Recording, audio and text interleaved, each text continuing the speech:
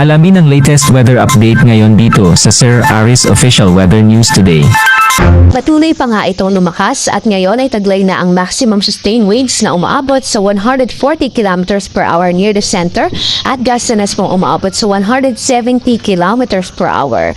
Ang kanyang sentro ay huli pong nakita sa layong 165 km northeast po yan o hilagang silaman ng Itbayat, Batanes. At ngayon nga po, ang kanyang pagkilos ay hilagang-kanduran sa bilis na 25 km per hour.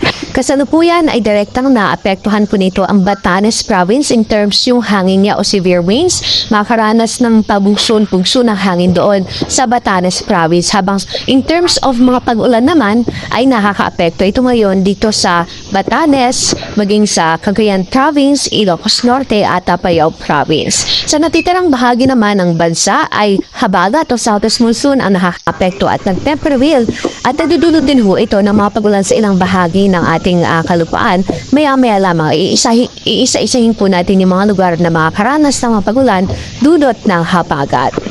Sa latest na track na ipinalabas po natin ngayong 5 a.m. sa ating bulletin, makikita nga po natin in the next 12 hours, generally ay pahilagang kanduran pa rin ang kanyang magiging direksyon. So, inaasahan natin na magla-landfall po ito sa Taiwan o southern part ng Taiwan ngayong araw din.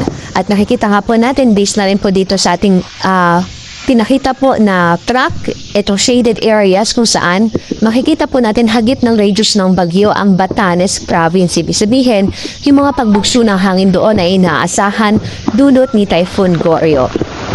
So kung mag-persist po yung kanyang projection, posible rin ho na this afternoon o mamayang gabi ay lumabas na rin ho ito ng ating area of responsibility. Kayon pa man, patuloy pa rin tayo magantabay sa magiging updates ng Pag-asa.